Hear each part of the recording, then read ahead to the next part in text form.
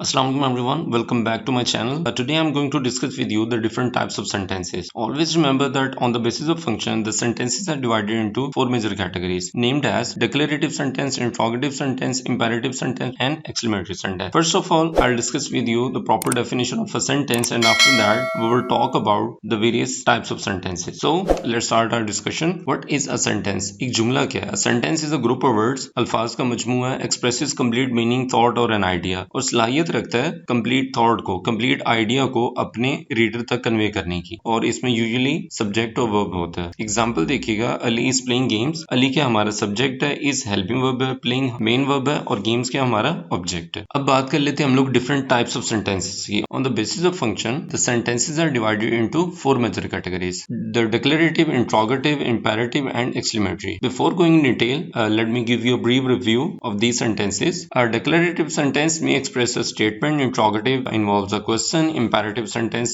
gives order or makes a request, and last one, exclamatory sentence, denotes strong emotions. So let's delve into the details.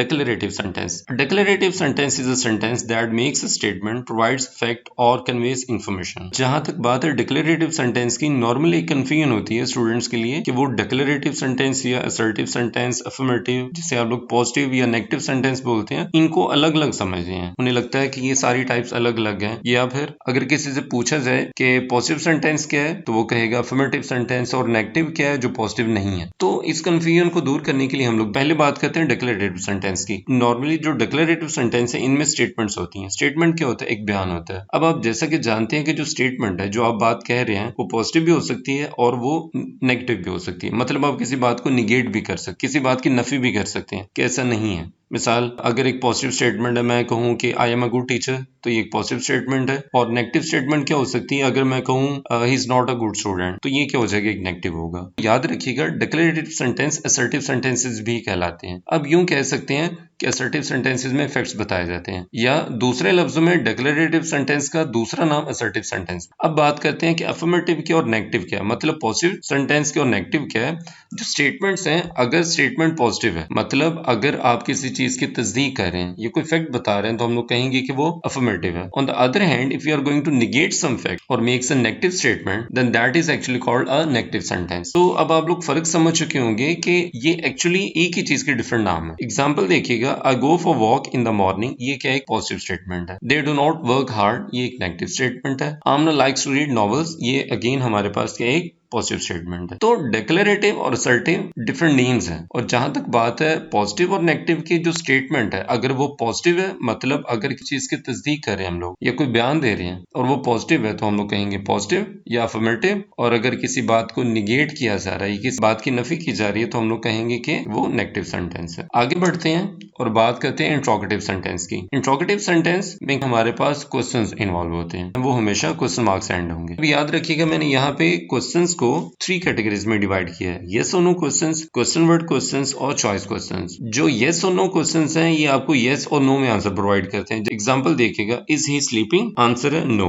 जहां तक बात है question word questions की, इनमें क्या होता है? हमें इन्फॉर्मेशन प्रोवाइड की जाती है। एग्जाम्पल देखिएगा, क्वेश्चन है why are you sad, answer my mom is angry with me, वो बता रहा है क्योंकि मेरी माँ मेरे से नाराज है या गुस्सा है, इसीलिए मैं उदास हूँ। क्वेश्चन वर्ड क्वेश्चंस है, नॉर्मली डब्ल्यूएच फैमिली इन्वॉल्व होती है। और लास्ट वन बस चॉइस क्वेश्चंस है, डू यू लाइक गिटार और पियानो, तो हमारा आंसर गिटार। हमारे पास चॉइस क्वेश्चंस में दो या दो से ज्यादा चीजें और आप उनमें से कोई एक चूज कर, तो ये क्या हमारे पास इंट्रोगेटिव सेंटेंस है। और इंट्रोगेटिव सेंटेंस हमेशा क्वेश्चन मार्क्स एंड होंगे। अब बात करते हैं इंपेरेटिव सेंटेंसेस की। Imperative sentence is a sentence that gives the reader advice, instruction, command or makes a request. Imperative sentences में या तो कोई नसीहत होगी या कोई हुक्म होगा या फिर रिक्वेस्ट की जाएगी। इंपेरेटिव सेंटेंस स्पेशल सेंटेंसेस हैं। इन्हें स्पेशल सेंटेंसेस इसलिए कंसिडर किया जाता है क्योंकि इनमें नॉर्मली आपको सब्जेक्ट देखने को नहीं मिलेगा। हम लोगों ने डेफिनेशन पढ़ी हुई है कि एक सेंटेंस को कंस्ट्रक्ट करने के लिए हमारे पास सब्जेक्ट और वर्ब का होना जरूरी है। एक्चुअली हमारे पास जो सब्जेक्ट होता है in case of imperative sentences, वो इंप्लाइड होता है, तो उसे हम लोग जनरली ओमिट कर देते हैं, मतलब उसे लिखते नहीं है। एग्जांपल, गेट आउट, ये क्या एक ऑर्डर है।